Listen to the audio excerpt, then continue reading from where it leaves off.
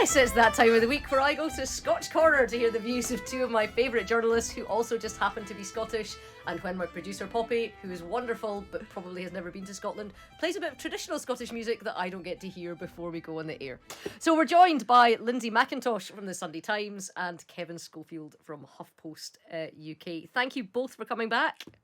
I'm amazed you do. I'm amazed. I'm amazed every week that you come back and say hi. I'm just hoping one day she realises that we do different music to trad music and we'll get like some Jesus and Mary Chain or Arab Strap or something. Yeah, I just want a bit of, I don't know, maybe some Delamitri. Is that that'd too be much? great. A wee bit of Roll to Me. It's only 2 minutes. Not the football track though. No, don't come home too soon. Yeah. No, none of that. Anyway, away from Scottish pop bands of our time, showing all of our ages there. Shall we talk about sanctions? Let's bring it down to sanctions. Yeah, let's talk about sanctions. Let's talk about why everybody else in Europe seems to be able to say we can do sanctions now, and the UK is saying we can't do it for weeks and months. Yeah, it's really messy, isn't it? My understanding of it, and you'll have seen the same as me, is that there are two kind of sticking points that the government is making here. One, which appeared in the Times today, is that Liz Truss's team are suggesting that the government, other parts of the government and the National Crime Agency had sort of failed to build a case against people like, perhaps if there was a case to be made against Roman Abramovich or other oligarchs that they might want to sanction.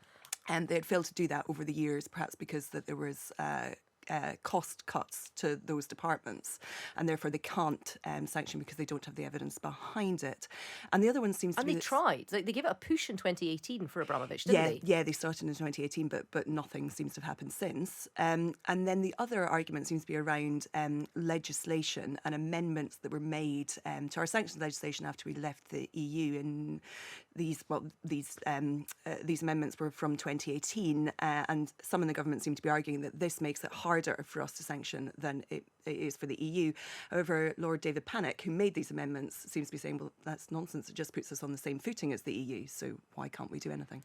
Yeah, I have to say, Kevin, I mean, I think for, in terms of the UK having a good story to tell, for having done so much work in Ukraine before the invasion, for years training soldiers, being on the front foot in terms of advocating bringing SWIFT into the sanctions, being on the front foot in terms of delivering weaponry and defensive weaponry. I mean, it really kind of looks quite bad, actually, for the UK government that Germany's off seizing £120 million super yachts and we're going, all these massive houses, there's nothing we can do about it. Yeah, it does seem as though they've been caught on the hop somewhat. We've been told by government officials that basically the problem, if you want to call it a problem, is that the UK government has a much higher legal bar. Basically, they say that they can't impose sanctions on these oligarchs unless they have an absolutely watertight legal case. So they're not going to rush into it unless they know for certain that they'll be able to seize these people's assets. I think that kind of fell down a little bit last night, however, when they all of a sudden announced that they were actually able to sanction Usmanov and Shuvalov, the two oligarchs, which kind of made you think that they'd been kind of stung into action. So really, if the government's under a little bit of political pressure, they can somehow find a way to overcome these legal hurdles. Well, both of you know that I'm never one to be called a cynic, but it does slightly strike me as an odd argument for the UK government to take, to say, look, we've got to be really careful about this because we might be taken to court. Because I wonder who's going to act for them. Well, I can't remember a time, or maybe this is just anecdotally, but I honestly can't remember a time where the UK government's been in court more often than in the last 10 years. I mean, it does seem that there's quite an activist legal community at the moment that is looking at ways of changing things that are passed in Parliament by using the courts in the UK to do it. So it feels to me like the UK government's never out of blooming court at the moment. Yeah, I think that's true. I think the thing that comes into play here that hasn't necessarily in other cases is that the depth of the pockets of some of these people that we would be challenging, and I think that's been one of the issues in the past where, as soon as you start to kind of take early action against these sort of very rich people, they immediately serve you with sort of stalling documents, and you realise that you're just going to be on this legal road for a long, long time. It's going to cost the taxpayer a lot of money. But having said that, I do think the situation has changed so much just in the last week, obviously, since the invasion, that we're in a completely different legal landscape. ballpark. Yeah. Well, look, I'm an equal opportunity kicker, so let's look at the Labour Party. Sure. Right now, Kevin, some of the stuff that's been coming out of the kind of John McDonnell, Diane Abbott, sort of Jeremy Corbyn wing of Labour. I know Jeremy Corbyn doesn't take the whip anymore. The Stop the War lot. I mean, it's. I mean, even given what's on the telly every night, it's still jaw dropping. Some of it, isn't it? Well, it is, yeah. And Keir Starmer at the Parliamentary Labour Party on Monday night, he described it as drawing false equivalence between the actions of NATO and the actions of Russia. And he said basically that anyone in the Labour Party who seeks to do that has no place in the Labour Party. Now, we did a story earlier this week saying that John McDonnell was due to speak at a Stop the War coalition No to War in Ukraine rally on Tuesday. I think it was. It was either Tuesday or Wednesday. And basically, what I was told was that if he went ahead and turned up, he would lose the Labour whip. And lo and behold, we did the story, and 2 or 3 hours before the rally was due to take place, John McDonnell pulled out. The week before, 11 Labour MPs withdrew their names from a Stop the War coalition letter about the war in Ukraine after being told they would lose the Labour whip if they refused to do so. So I think it shows that Keir Starmer is very much aware that this is a problem. Certainly in the eyes of ordinary voters, I think they would look at some of the stuff coming from that wing of the party and think it's a little bit strange, a little bit maybe conspiracy theory, anti-NATO type of rhetoric, and he's trying to stamp it out. Is this, Lindsay, is this kind of Keir Starmer's Neil Kinnock militant moment, do you think? Possibly. I mean, I think he's done a few things in kind of recent months, which has shown his desire and perhaps ability to stamp his authority and leadership on the party. So, not to get too inside baseball, but he managed to push through some changes at Labour Party conference, which Kevin will be more across this than me, but that meant that changed how subsequent leaders could be elected, and I think how MPs could be elected as well, or certainly candidates. It also changed the Scottish Labour leadership as well, as you'll know.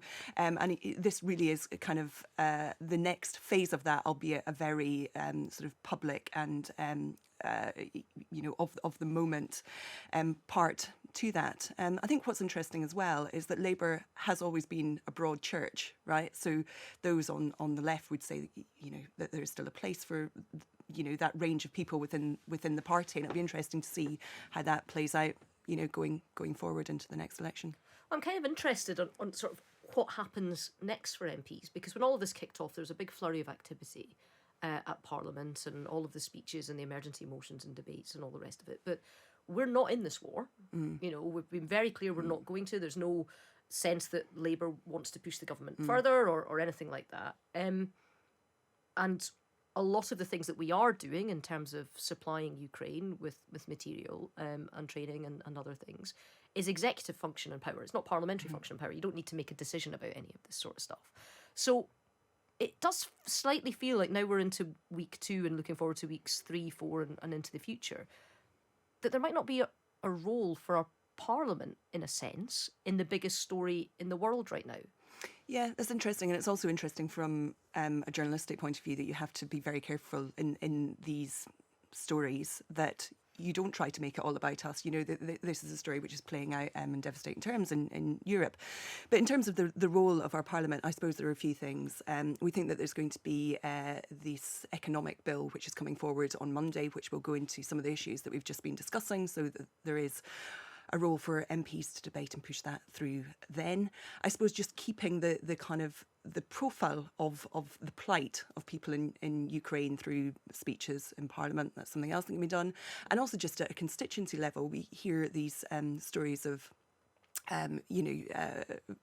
Brits who are very keen to help to get support out to Ukraine. I suppose there's a constituency role for MPs to play there. Would you agree with all of that, Kevin? Yeah, I would. I mean, obviously, Lindsay mentioned there the economic crime bill. Obviously, that's, I think, going to bring forward tougher legislation on sanctions. We're told that the government, that it's not, they haven't gone as far as they can possibly go on sanctions. They will go even further. The aim is to isolate Russia completely from the global economy. So, there are ways round the margins of this conflict that Parliament has a role. But you're right, unless we were to deploy troops, and you're right, there is absolutely no prospect of that right now, at least, then I think all that MPs can do is maybe shout from the sidelines. Obviously, Boris Johnson is on the phone to President Zelensky on an almost daily basis, giving him moral support and saying we'll give you weapons to help you defend yourselves. But yeah, there is limits to it right now, and there's a feeling of impotence almost as we look on, because it doesn't look as though Russia are going to start to de-escalate as our government would like them to do, at least not soon anyway. Well, you know, I always like to throw in something completely different in there, but we'll stick with Parliament. Gavin Williamson's getting a knighthood. It's, a couple of people have had a few things to say about that. Kevin, what do you have to say about that? Well, the thing was, it was talked about that it was speculated that he may well get a knighthood, and it was met with the rather predictable hilarity at the prospect of Gavin Williamson, a man who was sacked from the cabinet twice and responsible for a whole string of gaffes, and to sort of rush it out now, or to slip it out quietly now during an international crisis, is probably pretty typical. What I will say, obviously, is the timing is quite interesting, because one of his famous lines when he was Defence Secretary was that Russia should go away and shut up. So maybe, if Vladimir Putin had maybe taken Gavin Williamson's advice, we wouldn't be in the trouble that we are right now. So maybe we've got something to thank him for. Well, actually, to be fair, Lindsay, I mean, somebody being given a knighthood that has been a chief whip, an education secretary, and a defence secretary, they're sort of big jobs. So that's not unusual. The thing that I always think is weird these days is, I remember when I was growing up, people got things once they'd retired. Yeah, or they didn't have it in real time, if you know what I mean. Like ex-sport stars had it 10 years after they won the World Cup. They got given something, But also, you mentioned the 3 big jobs that he's done, but the question is, did he do any of them particularly well? Well, you can't answer that I was going to say, I do have another hat that I occasionally wear, Lindsay, so that's why I'm asking you the question.